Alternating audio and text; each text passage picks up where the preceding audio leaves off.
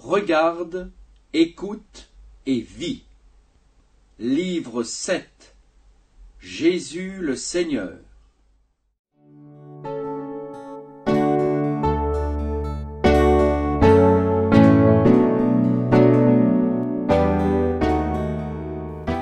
Image 1. La naissance de Jésus. Mes amis, celui qu'on appelle Jésus est-il réellement le Fils de Dieu? Celui que Dieu a envoyé, celui qui peut donner la vie éternelle? Écoutez ce que dit la parole de Dieu et regardez ce que Jésus a fait durant sa vie sur la terre. L'apôtre Jean écrit « Au commencement était la parole, et la parole était Dieu. Elle était au commencement avec Dieu. Tout a été fait par elle, et rien de ce qui a été fait n'a été fait sans elle. En elle était la vie, et la vie était la lumière des hommes. La lumière brille dans les ténèbres, et les ténèbres ne l'ont pas accueillie. La parole a été faite chair. Elle a habité parmi nous, pleine de grâce et de vérité. Dieu avait promis par les prophètes de l'Ancien Testament qu'un jour une vierge enfanterait celui qu'on appellerait Emmanuel, ce qui veut dire Dieu avec nous. Il sera le Messie, le Sauveur, aussi appelé Christ ou Jésus. Un jour, l'Esprit de Dieu est entré dans une jeune fille vierge appelée Marie, et elle a enfanté cet enfant promis dans une étable. Il est venu comme un des plus pauvres, mais à sa naissance, les anges ont chanté et sont apparus à des bergers en leur disant « Nous vous annonçons la bonne nouvelle, un grand sujet de joie pour tout le peuple. Aujourd'hui, dans la ville de David, il vous est né un sauveur qui est le Christ, le Seigneur. » Les anges ont encore loué Dieu en disant « Gloire à Dieu dans les lieux très hauts et paix parmi les hommes qu'il aime. » Les bergers sont allés voir au lieu indiqué par les anges, et ils ont vu Jésus, le Sauveur. Ils l'ont adoré et ont parlé partout de ce qui s'était passé. Mais tous n'ont pas accepté avec joie la venue du Fils de Dieu. Le roi Hérode a essayé de le tuer, mais Dieu a veillé sur son Fils, car il l'avait envoyé pour sauver le monde de ses péchés.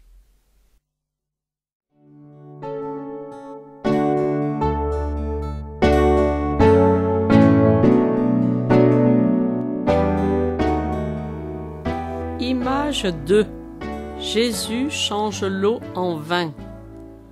Jésus a grandi comme tous les hommes et connaît toutes nos peines et nos souffrances. Devenu grand, il choisit 12 disciples qu'il enseigne, qui voient tous ses miracles, et il les envoie plus tard dans le monde entier pour être ses témoins. Le premier miracle que Jésus fait est lors d'un mariage, où il est invité avec sa mère et ses disciples. Durant la fête, le vin est fini, et Marie dit à Jésus, « Ils n'ont plus de vin. » Jésus lui dit, « Femme, qu'y a-t-il entre toi et moi? Mon heure n'est pas encore venue. » Il montre clairement qu'elle n'a rien à lui commander.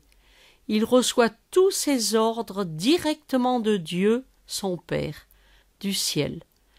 Sa mère dit aux serviteurs, « Faites tout ce qu'il vous dira. » Il y a 6 grandes cruches destinées à la purification des Juifs. Jésus leur dit, « Remplissez ces cruches d'eau. » Puis il leur dit, « Puisez et portez-en à l'organisateur de la fête. » L'eau s'est changée en vin. L'organisateur appelle l'époux et lui dit, « Tout homme sert d'abord le bon vin, et quand les gens sont ivres, ils donnent le moins bon, mais toi tu as gardé le bon vin jusqu'à présent. » Ce miracle était le commencement de beaucoup de choses étonnantes qui montreraient aux gens que le dernier et le meilleur prophète promis par Dieu, son propre Fils, est venu sur la terre afin que les gens croient en lui.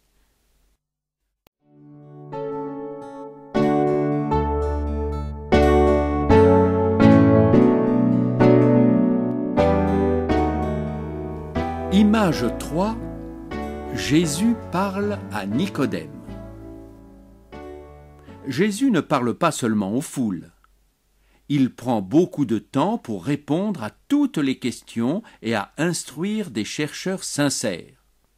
Un jour, un chef des Juifs nommé Nicodème vient de nuit vers Jésus et lui dit « Nous savons que tu es un docteur venu de la part de Dieu, car personne ne peut faire ces miracles que tu fais si Dieu n'est pas avec lui. » Jésus lui dit « en vérité, je te le dis, nul ne peut voir le royaume de Dieu s'il ne naît de nouveau. » Nicodème lui dit « Comment un homme peut-il naître quand il est vieux ?»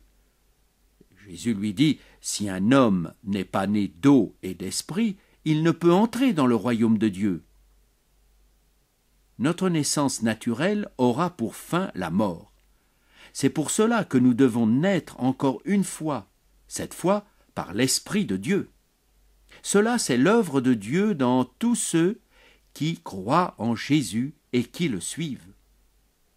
Jésus a dit encore à Nicodème « Personne n'est monté au ciel, sinon celui qui est descendu du ciel, le Fils de l'homme. » L'aide pour nous ne se trouve pas sur la terre.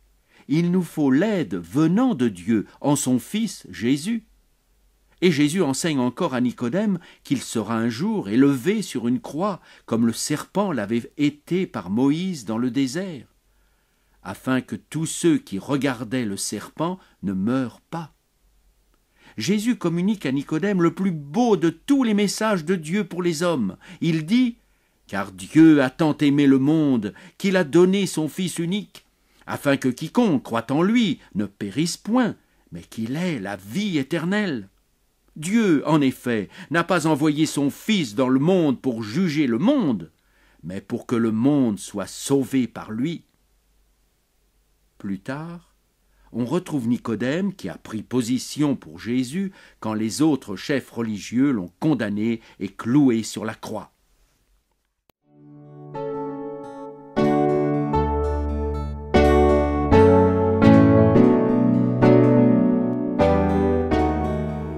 Image 4. L'enfant de l'officier guéri. Jésus reste quelque temps à Jérusalem où il fait plusieurs miracles, mais les gens ne l'acceptent pas bien. Il leur a dit « Un prophète n'est pas honoré dans sa patrie. » Il repart donc en Galilée et les gens le reçoivent bien. Il passe dans Cana où il avait changé l'eau en vin. À Capernaum, il y a un officier royal dont le fils est malade, près de mourir. Il a appris que Jésus est venu, et il va vers lui et le prie de venir chez lui et de guérir son fils. Jésus lui dit « Si vous ne voyez pas des miracles et des prodiges, vous ne croirez donc point ?» L'officier royal lui dit « Seigneur, descends avant que mon enfant ne meure. » Jésus lui dit « Va, ton fils vit. » Cet homme croit à la parole que Jésus lui a dit, et il s'en va. Comme il descend, ses serviteurs viennent à sa rencontre pour lui dire que l'enfant est en vie. Ils s'informent de l'heure à laquelle il s'est trouvé mieux. Ils lui disent « Hier, à la 7e heure, la fièvre l'a quitté. » Le père reconnaît que c'est l'heure même où Jésus lui a dit « Ton fils vit. » Et il croit, lui et toute sa maison. Nous devons croire à la parole de Dieu, et non pas vouloir voir des miracles pour ensuite croire. Cette forme de foi qui veut voir pour croire n'est pas la bonne. Et la Bible nous dit aussi que même si les gens ont vu beaucoup de miracles extraordinaires de Jésus, ils n'ont pas cru.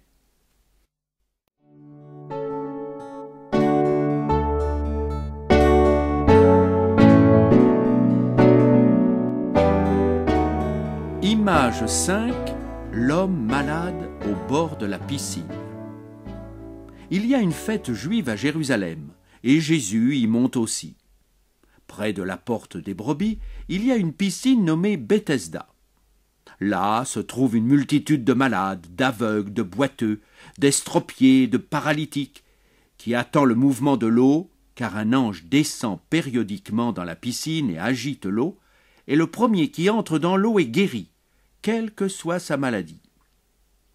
Là se trouve un homme malade depuis 38 ans. Jésus lui dit « Veux-tu être guéri ?» Le malade lui dit « Seigneur, je n'ai personne pour me jeter dans la piscine, et j'arrive toujours trop tard. » Jésus lui dit alors « Lève-toi, prends ton lit et marche. » Aussitôt cet homme est guéri. Il prend son lit et se met à marcher. C'est le sabbat ce jour-là. Les Juifs disent à l'homme qui a été guéri « Il ne t'est pas permis de porter ton lit. » Il leur répond « Celui qui m'a rendu la santé m'a dit « Prends ton lit et marche. » Il lui demande « C'est qui ?» Mais il ne le connaissait pas. Après cela, Jésus le trouve au temple et lui dit « Voici, tu es guéri. Ne pêche plus, de peur qu'il ne t'arrive quelque chose de pire. » Cet homme va alors dire aux Juifs que c'est Jésus qui l'a guéri. Les chefs religieux poursuivent alors Jésus parce qu'il a guéri le jour du sabbat.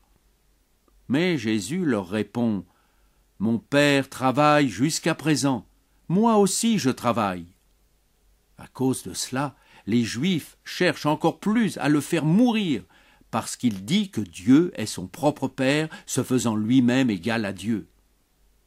Jésus a toujours affirmé être le Fils de Dieu, même si cela lui a coûté la vie. C'est la vérité.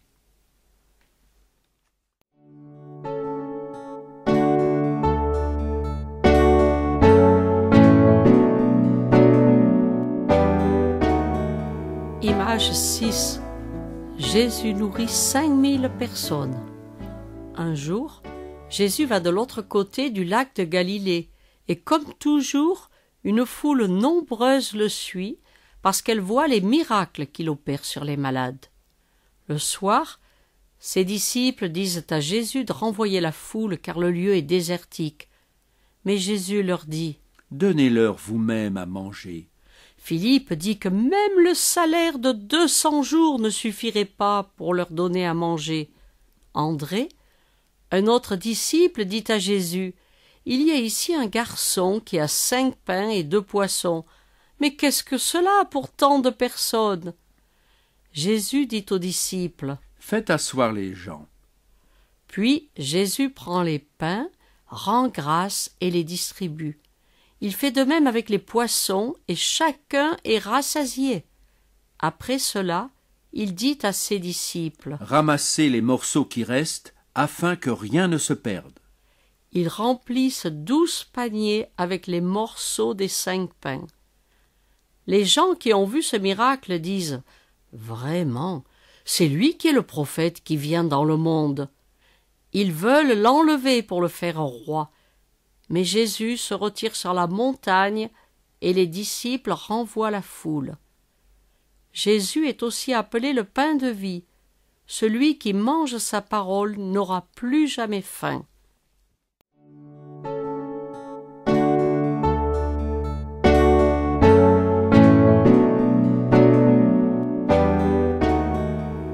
Image 7.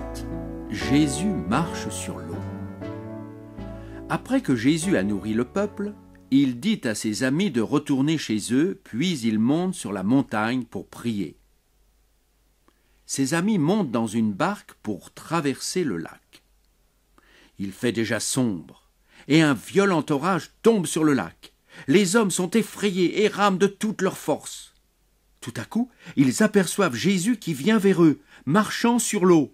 Ils ont peur, pensant que c'était un esprit. Mais Jésus leur dit « C'est moi, n'ayez pas peur !» Ils veulent le prendre dans la barque, et aussitôt celle-ci touche terre. Les amis de Jésus voient une nouvelle fois que leur maître a la puissance de Dieu sur toute chose. La nature même lui obéit.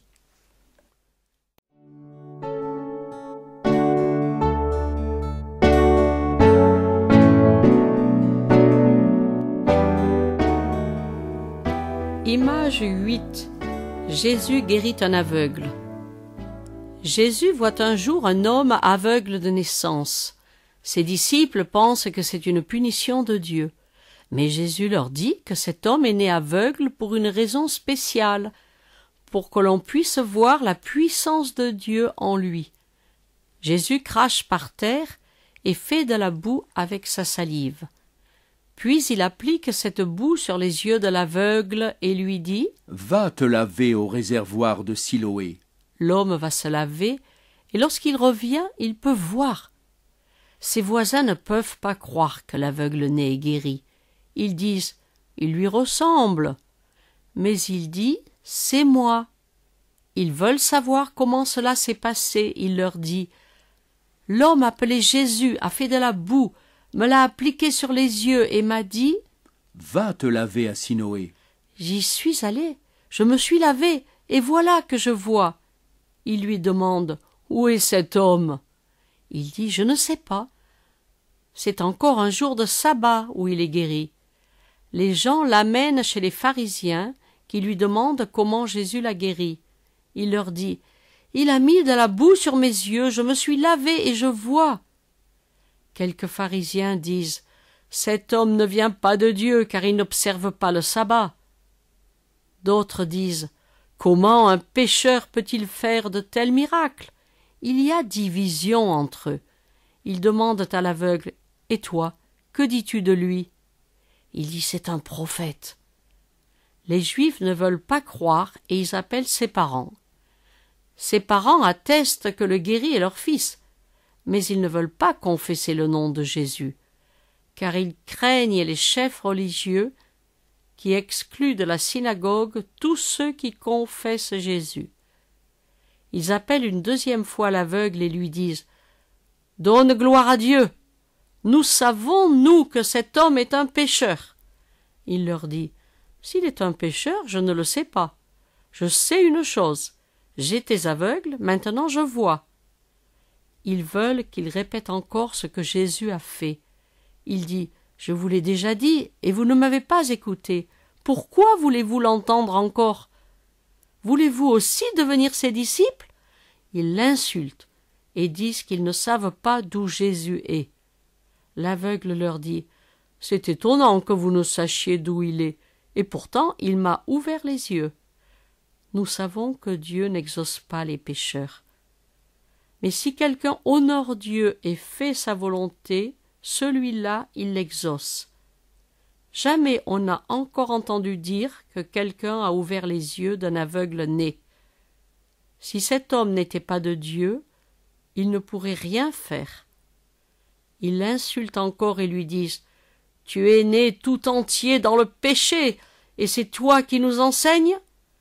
Et ils le jettent dehors. Jésus apprend qu'ils l'ont jeté dehors. Il le trouve et lui dit « Crois-tu au Fils de l'homme » Il répond « Qui est-il, Seigneur, afin que je croie en lui ?»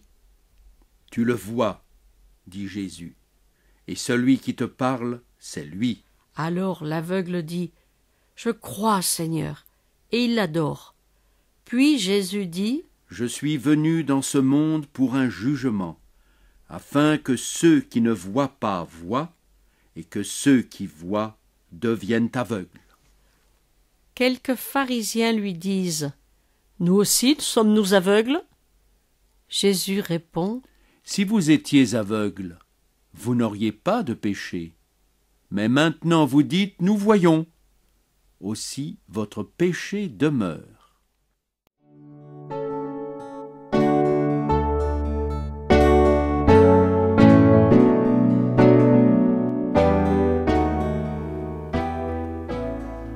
Image 9, Jésus ressuscite Lazare.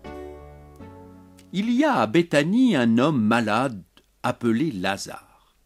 Ses deux sœurs, Marthe et Marie, font dire à Jésus « Seigneur, voici celui que tu aimes est malade. » Jésus dit à ses disciples « Cette maladie n'est pas pour la mort, mais pour la gloire de Dieu, afin que le Fils de Dieu soit glorifié par elle. » Jésus reste encore 2 jours, puis il dit à ses disciples « Retournons en Judée. » Les disciples lui disent « Récemment les chefs religieux ont cherché à te lapider, et tu y retournes ?» Jésus dit « Il y a 12 heures par jour pour travailler, et dans la lumière on ne trébuche pas. » Après cela il dit Lazare, notre ami, est mort. Mais pour vous, je me réjouis de ne pas avoir été là, afin que vous croyiez. » Quand ils arrivent, ils trouvent que Lazare est déjà mort depuis 4 jours. Beaucoup de gens sont venus pour consoler Marthe et Marie. Marthe dit à Jésus, « Seigneur, si tu avais été ici, mon frère ne serait pas mort. Mais maintenant même, je sais que tout ce que tu demanderas à Dieu, Dieu te le donnera. » Jésus lui dit, « Ton frère ressuscitera. » Marthe répond, « Je sais qu'il ressuscitera à la résurrection au dernier jour. » Jésus lui dit, « Je suis la résurrection et la vie. Celui qui croit en moi vivra, quand même il serait mort. Et quiconque vit et croit en moi ne mourra jamais. Crois-tu cela ?»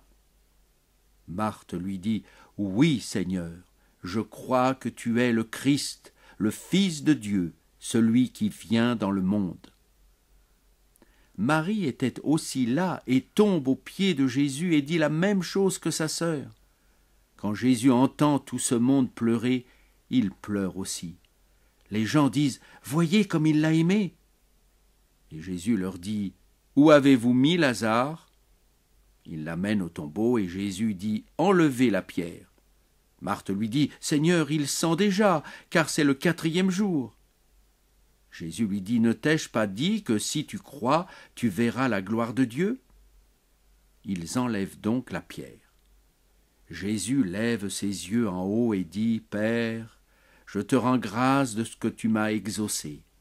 Pour moi, je savais que tu m'exauces toujours, mais j'ai parlé à cause de la foule de ceux qui se tiennent ici, afin qu'ils croient que c'est toi qui m'as envoyé. » Après cela, il crie d'une voix forte « Lazare, sors !»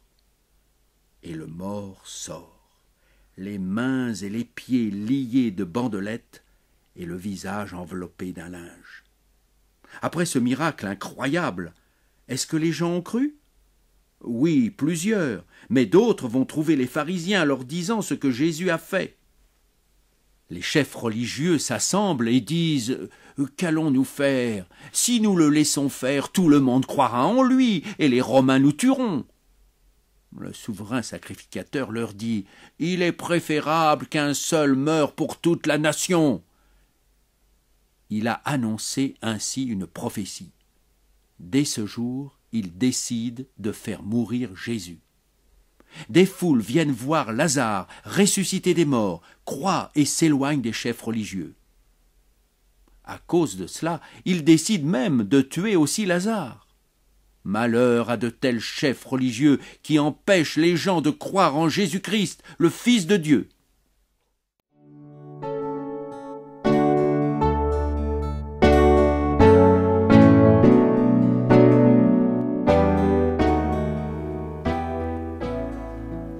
Image 10. Jésus meurt sur la croix.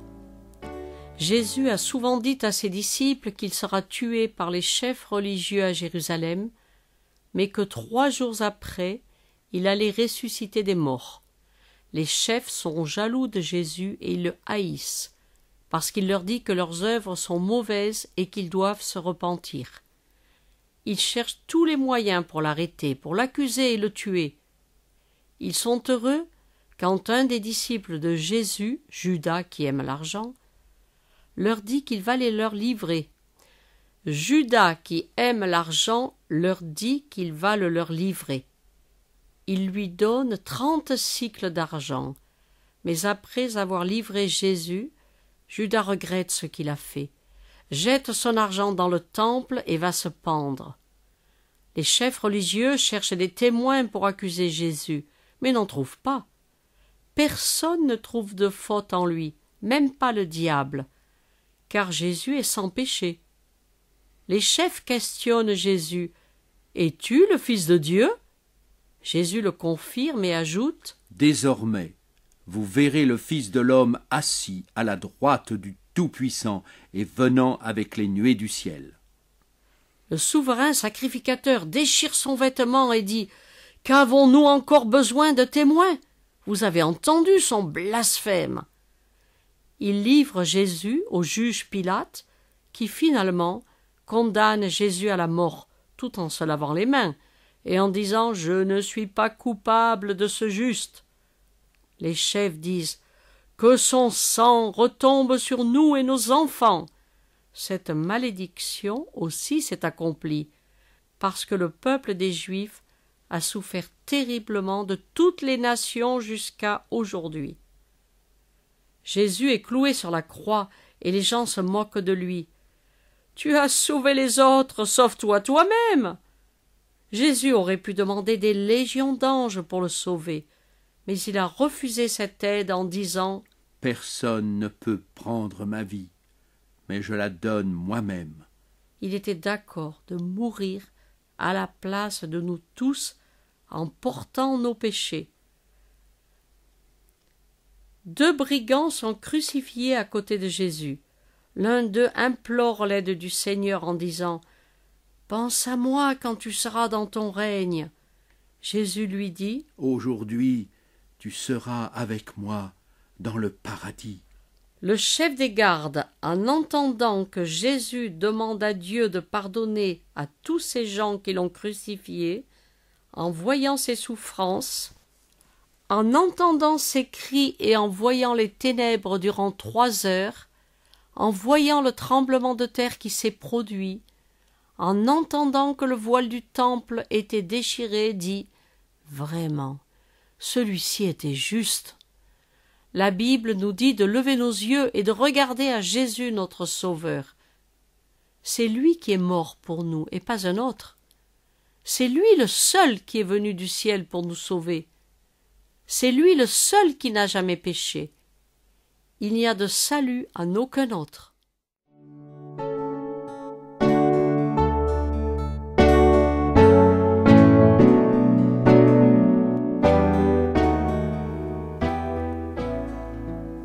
Image 11.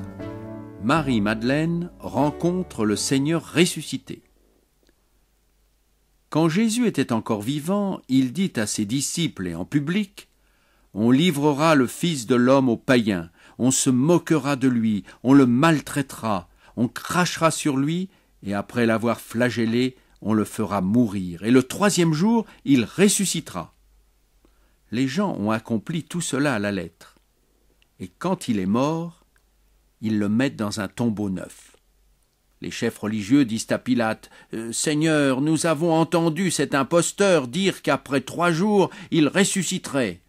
Ordonne donc que le sépulcre soit gardé, pour que les disciples ne puissent pas voler le corps et dire au peuple « Il est ressuscité. » Pilate envoie des gardes, et une grande pierre est scellée à l'entrée du tombeau.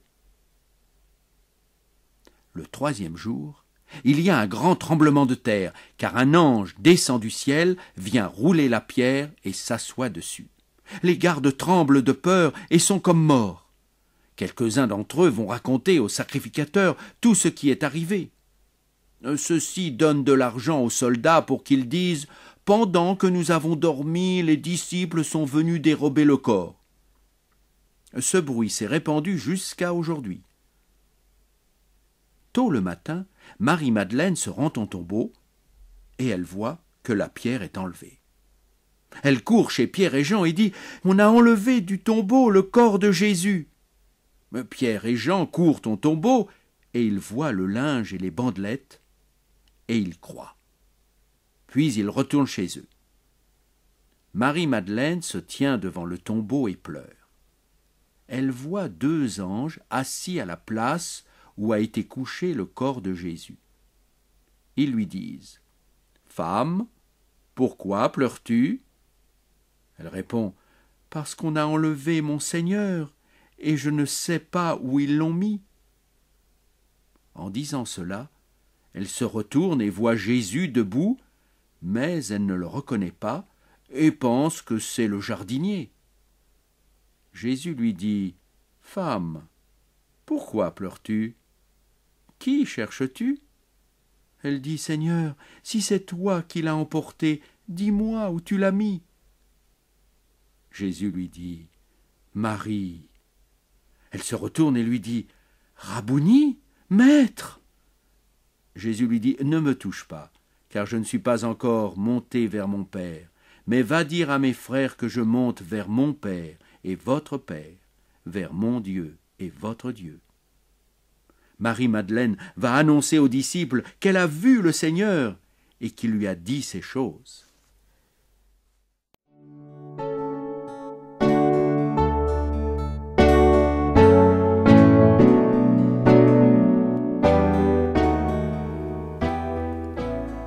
Image 12. Jésus apparaît à ses amis. Durant la vie de Jésus, il a fait beaucoup de miracles qui sont écrits dans le Nouveau Testament. Mais il en a fait beaucoup d'autres qui ne sont pas écrits.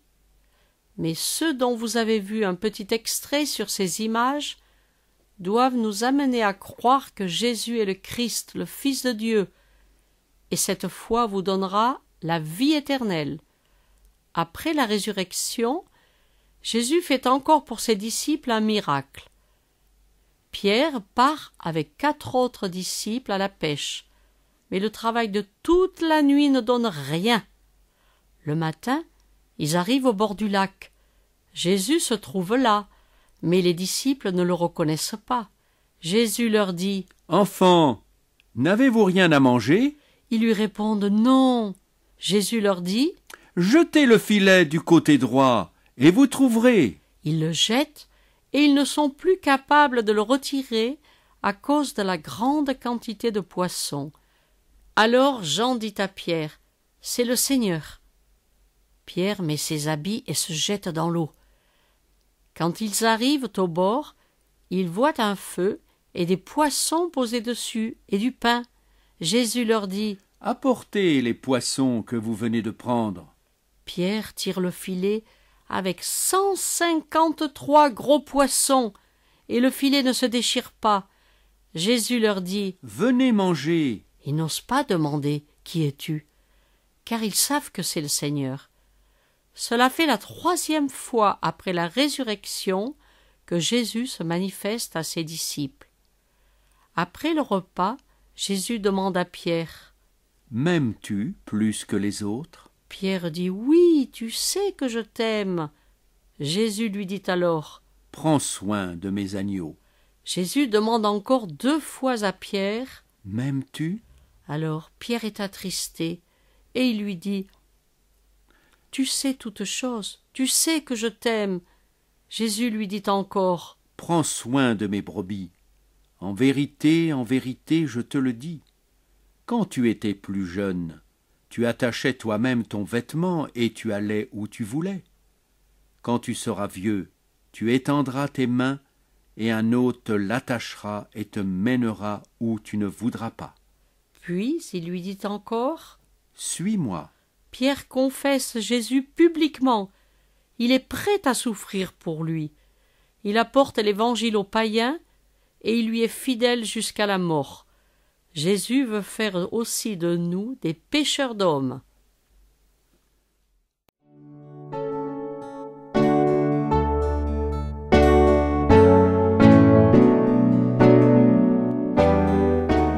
Image 13.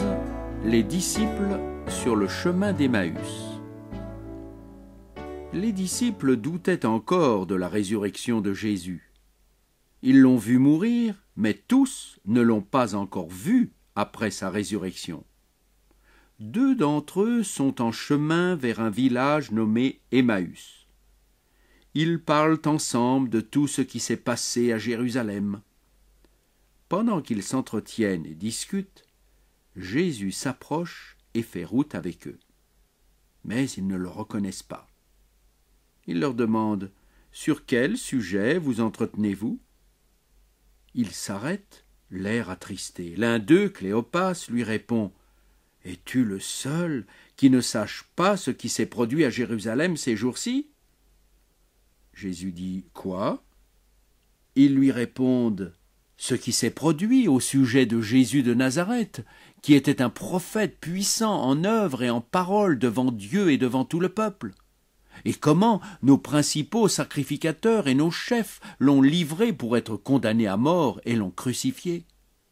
Nous espérions que ce serait lui qui délivrerait Israël. Mais avec tout cela, voilà le 3e jour que ces événements se sont produits. Il est vrai que quelques femmes d'entre nous nous ont fort étonnés.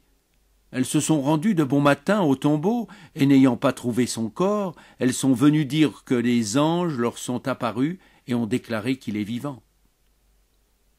Quelques-uns de ceux qui étaient avec nous sont allés au tombeau, et ils ont trouvé les choses tout comme les femmes l'avaient dit.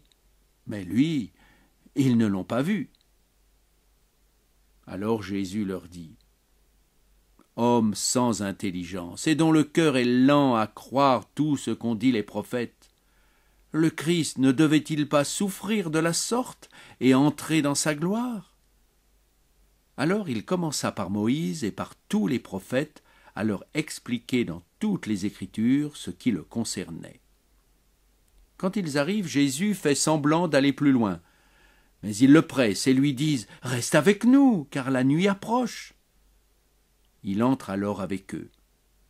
Pendant qu'ils sont à table, Jésus prend du pain, dit la bénédiction, puis il le rompt et le leur donne. Alors leurs yeux s'ouvrent et ils le reconnaissent, mais il disparaît de devant eux. Ils se lèvent à l'heure même et retournent à Jérusalem et trouvent les 11 disciples et leurs compagnons. Ceux-là disent: Le Seigneur est réellement ressuscité, il est apparu à Pierre. Pendant que les deux racontent ce qui leur était arrivé en chemin, Jésus se présente lui-même au milieu d'eux. Ils ont peur, mais Jésus leur dit: Pourquoi êtes-vous troublés? Voyez mes mains et mes pieds, c'est bien moi. Touchez-moi et voyez. Jésus mange aussi devant eux et leur dit: Voilà tout ce que je vous disais quand j'étais avec vous. Il fallait que s'accomplisse tout ce qui est écrit de moi dans la loi de Moïse, dans les prophètes et dans les psaumes. Alors il leur ouvre l'intelligence pour comprendre les Écritures. Vous aussi, examinez ce qui est écrit dans la Bible et n'écoutez pas les gens qui vous disent des mensonges sur Jésus-Christ.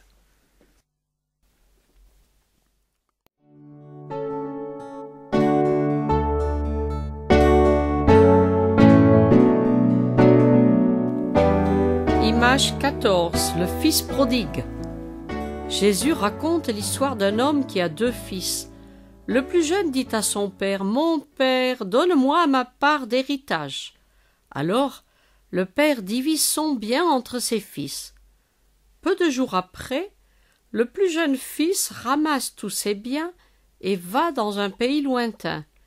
Il dissipe sa fortune en vivant dans la débauche. Alors une grande famine tombe sur le pays. Il commence à manquer de tout, et un homme l'envoie garder ses cochons dans les champs. Le fils a si faim qu'il désire manger la nourriture des cochons, mais personne ne lui en donne. Il commence à réfléchir et se dit: Les serviteurs de mon père ont de la nourriture en abondance, et moi ici je péris à cause de la famine. Il se dit: Je retournerai vers mon père et je lui dirai: Père, j'ai péché contre le ciel et contre toi. Je ne suis plus digne d'être ton fils. Fais de moi l'un de tes serviteurs. Nos mauvaises actions nous amènent nous aussi dans de grandes souffrances. Dieu nous envoie souvent des problèmes graves pour nous faire réfléchir et nous amener à la repentance. Décidons nous aussi de sortir de notre misère et de retourner à Dieu à qui nous avons tourné le dos.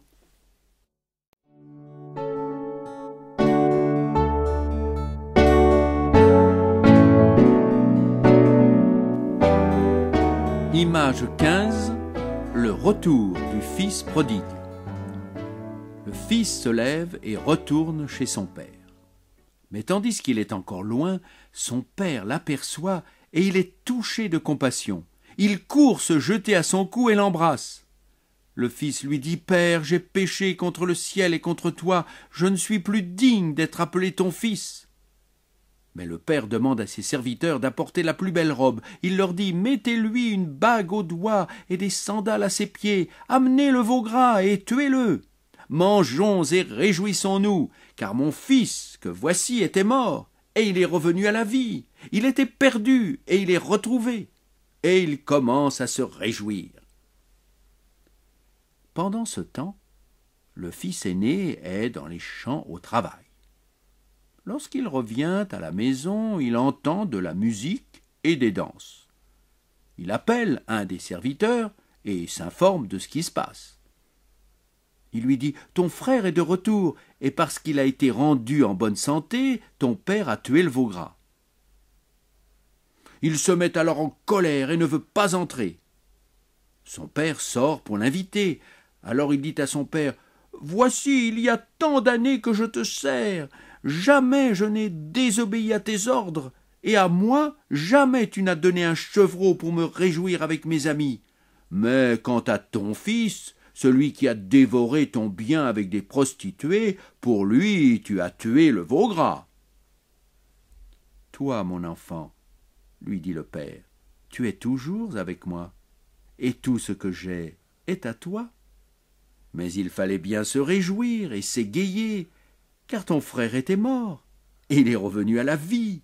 Il était perdu, et il est retrouvé. Vous qui êtes peut-être chrétien depuis longtemps, avez-vous oublié que vous aussi, vous étiez perdus dans vos péchés? Et êtes-vous devenus durs avec ceux qui sont tombés, mais qui reviennent vers le Seigneur? Ne soyez pas comme l'aîné de ces deux fils. Dieu résiste aux orgueilleux, mais il fait grâce aux humbles.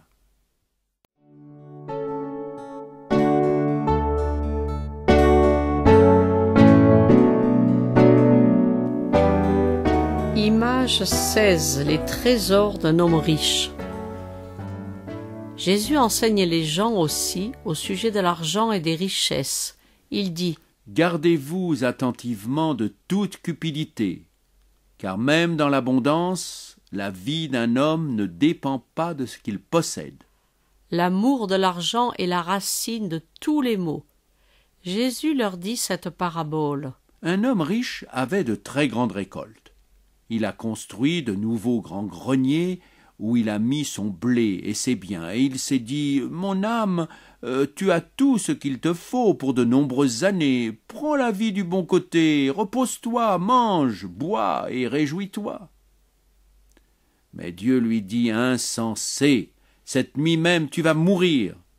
Qui profitera de toutes ces choses que tu as accumulées pour toi-même » Il en est ainsi de celui qui accumule des trésors pour lui-même et qui n'est pas riche pour Dieu.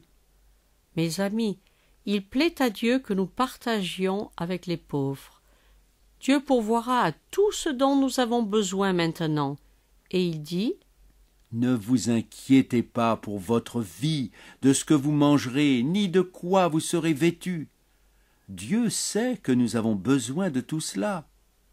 Occupez-vous premièrement du royaume des cieux et de sa justice, et toutes les autres choses vous seront données par-dessus.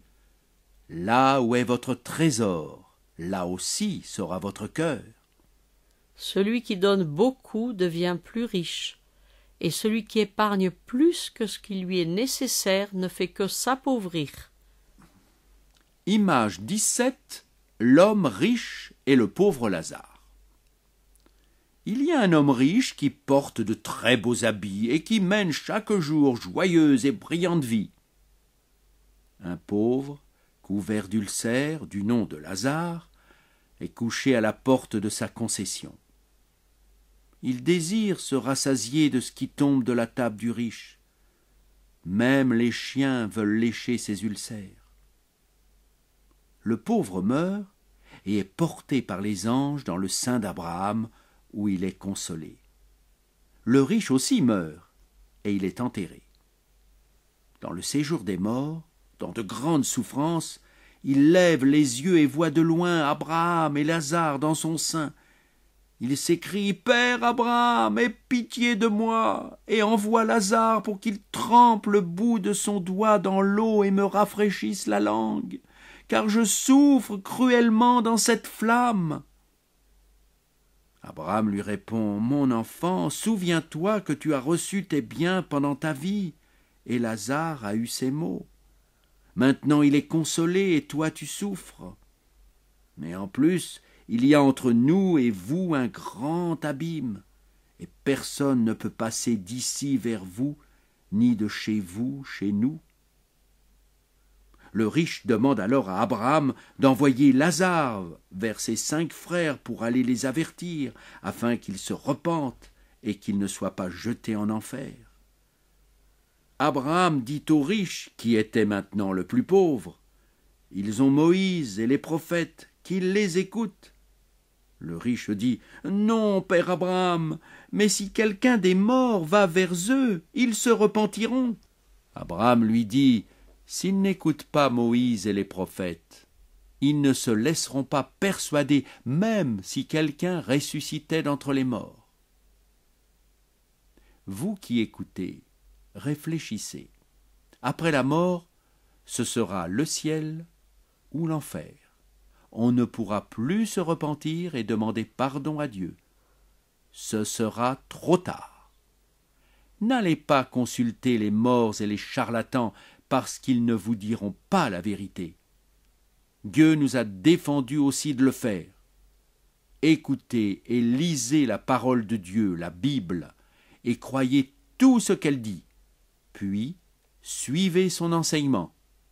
C'est ainsi que Dieu vous acceptera aussi dans le paradis.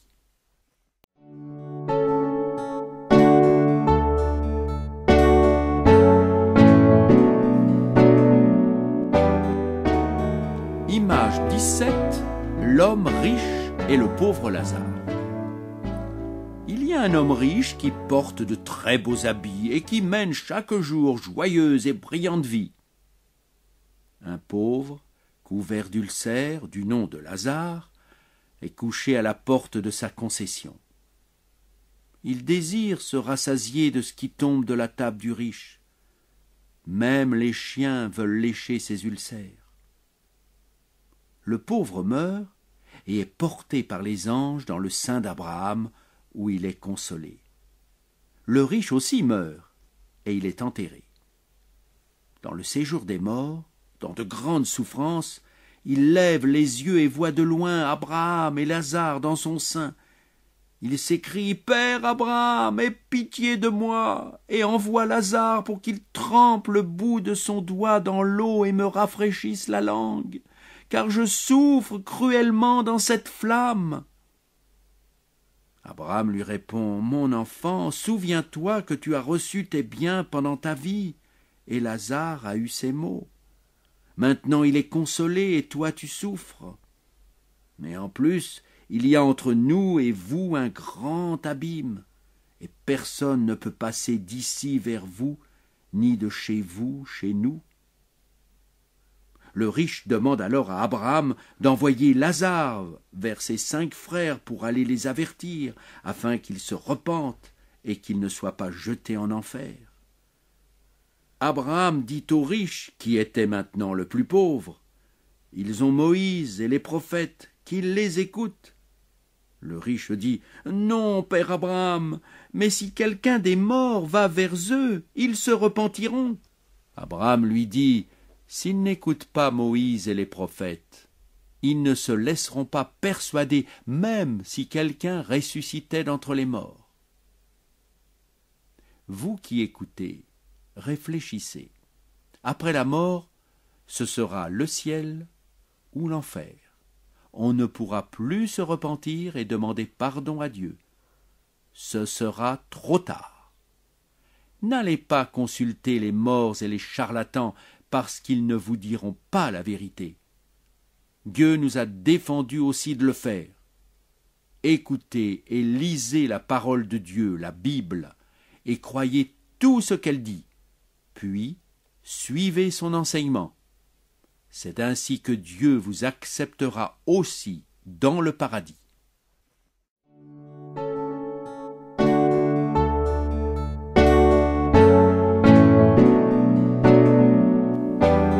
Image 18. L'ami dérangeant son ami à minuit. Jésus enseigne à ses disciples qu'il faut toujours prier. Dieu donne beaucoup de choses à tout le monde, même à ceux qui ne le prient jamais.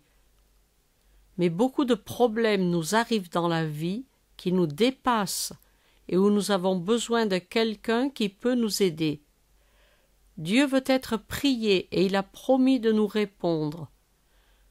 Un ami reçoit le soir un visiteur, tard, et il n'a rien à lui offrir à manger. Il va donc au milieu de la nuit frapper à la porte de son ami. Depuis l'intérieur, l'ami lui répond « Ne me cause pas d'ennui, la porte est déjà fermée. Mes enfants et moi nous sommes au lit, et je ne puis me lever pour te donner des pains. » Mais malgré cela, l'ami se lève et lui donne ce qu'il a demandé, non pas parce que c'est son ami, mais parce qu'il est venu le déranger dans la nuit. Jésus ajoute « Je vous le dis, demandez et l'on vous donnera, cherchez et vous trouverez, frappez et l'on vous ouvrira. Car quiconque demande reçoit, celui qui cherche trouve, et à celui qui frappe on ouvrira.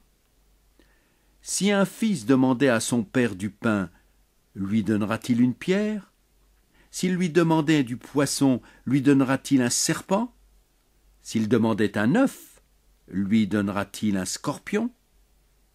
Si donc, vous qui êtes mauvais, vous savez donner de bonnes choses à vos enfants, à combien plus forte raison le Père céleste donnera-t-il l'Esprit Saint à ceux qui le lui demandent? Souvent, nous ne recevons pas les choses que nous demandons à Dieu, parce que nous demandons égoïstement des choses, afin de satisfaire notre convoitise. Mais si nous demandons des choses qui servent à la gloire de Dieu, il nous les donnera, et nous glorifierons son nom.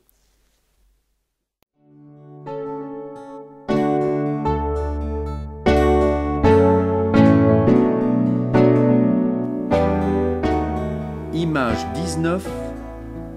Deux hommes pris dans le temple.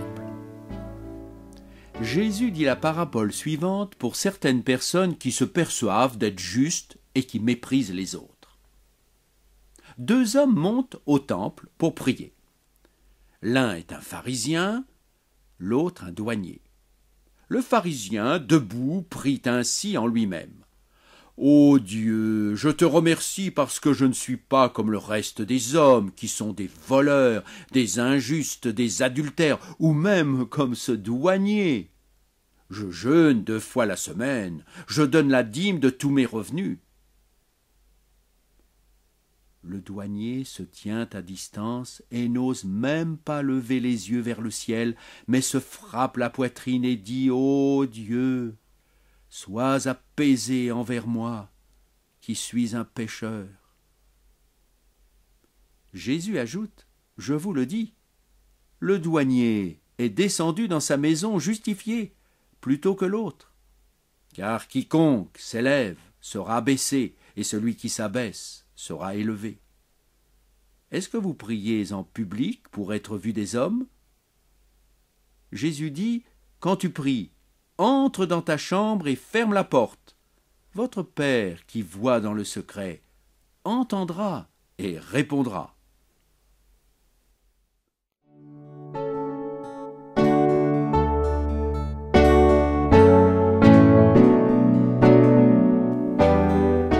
Image 20. Le semeur.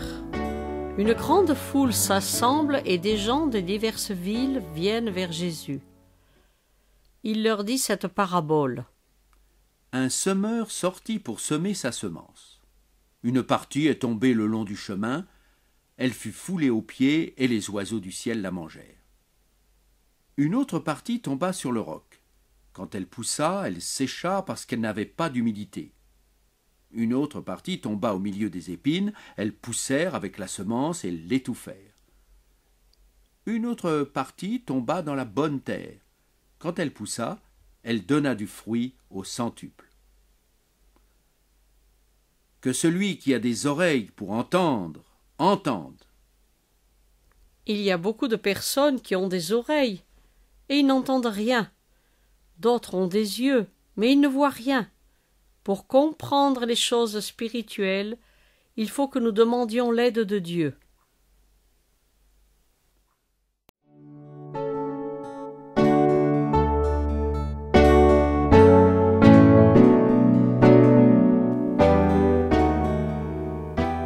Image 21, la semence qui porte du fruit. Les disciples de Jésus ne comprennent pas la parabole du semeur.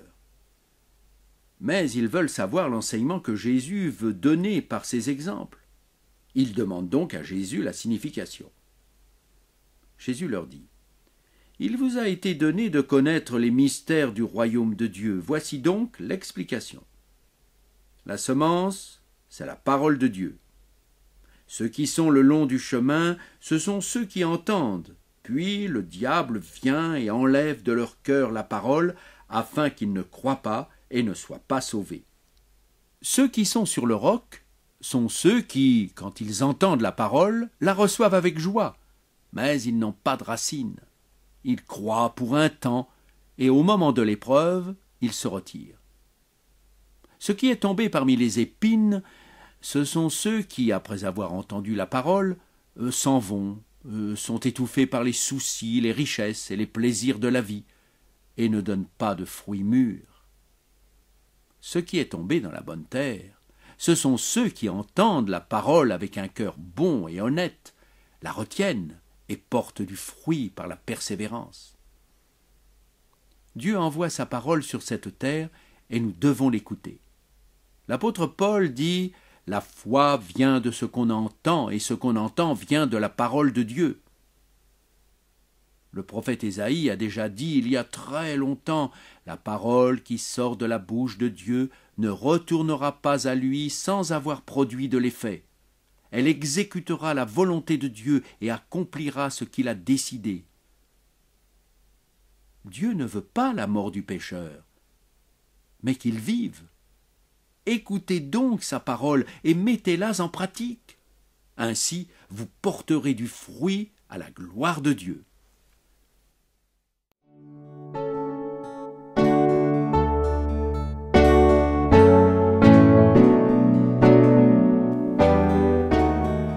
Image 22. Le bon samaritain. Un docteur de la loi veut mettre Jésus à l'épreuve et lui dit : « Maître, que dois-je faire pour hériter la vie éternelle ?» Jésus lui dit : « Qu'est-il écrit dans la loi ? Qui lis-tu » Il répond : « Tu aimeras le Seigneur ton Dieu de tout ton cœur, de toute ton âme, de toute ta force et toute ta pensée, et ton prochain comme toi-même. » Jésus lui dit : « Tu as bien répondu, fais cela, et tu vivras. » Mais il veut se justifier et demande à Jésus : « Et qui est mon prochain ?» Jésus reprend la parole et dit : « Un homme descend de Jérusalem à Jéricho. Il tombe au milieu des brigands qui le dépouillent, le rouent de coups et s'en vont en le laissant à demi-mort. Un sacrificateur passe par là. Il voit l'homme et passe outre. Un lévite arrive de même, le voit et passe outre. Alors un samaritain arrive, le voit et a compassion de lui. Il bande ses plaies en y versant de l'huile et du vin, puis il le place sur sa monture, le conduit à l'hôtellerie et prend soin de lui. Le lendemain, il sort de l'argent, le donne à l'hôtelier et lui dit : « Prends soin de lui, et ce que tu dépenseras de plus, je te le paierai moi-même à mon retour. » Jésus demande ensuite au docteur de la loi : « Lequel de ces trois te semble avoir été le prochain de celui qui est tombé au milieu des brigands ?» Il répond : « C'est celui qui a exercé la miséricorde envers lui. » Et Jésus lui dit : « Va, et toi, fais de même. » Il y a beaucoup de gens religieux qui se réclament d'être de bons croyants, mais par leurs actes, ils font honte à Dieu. La foi sans les œuvres est morte. Nous ne pouvons pas gagner le ciel par nos bonnes œuvres, mais la bonne foi en Dieu produit de bons fruits. Jésus a dit : « Ce que vous avez fait à l'un de ces plus petits, c'est à moi que vous l'avez fait. » La parole dit aussi : « Celui qui donne aux pauvres prête à l'Éternel, et l'Éternel le lui rendra. »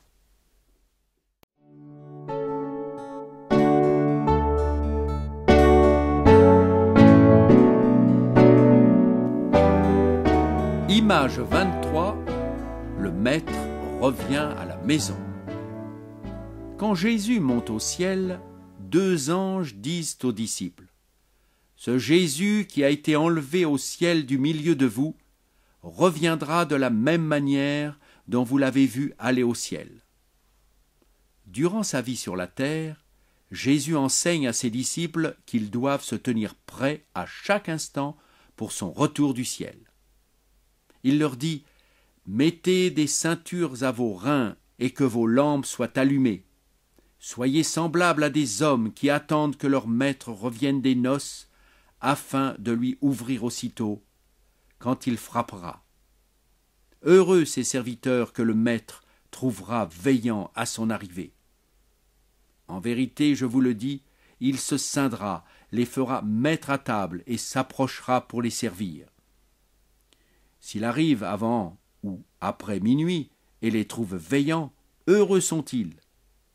Si on savait à quelle heure un voleur devait venir, on veillerait bien et ne le laisserait pas percer la maison. De même, vous aussi, tenez-vous prêts, car le Fils de l'homme arrivera à l'heure où vous n'y penserez pas. Personne ne connaît l'heure ni le jour. Le Seigneur Jésus a donné à chacun de ses enfants des tâches à accomplir et aussi les capacités de les faire. Nous devons tous donner à manger aux autres, et ce que nous avons à partager, c'est la parole de Dieu. Si nous disions « Notre maître tarde à venir », si nous nous mettons à exploiter nos prochains, à manger, à boire et à nous enivrer, le Seigneur, à son arrivée, mettra ce serviteur inutile en pièces et il partagera le sort des infidèles. Veillons donc et prions et servons le Seigneur Jésus avec joie.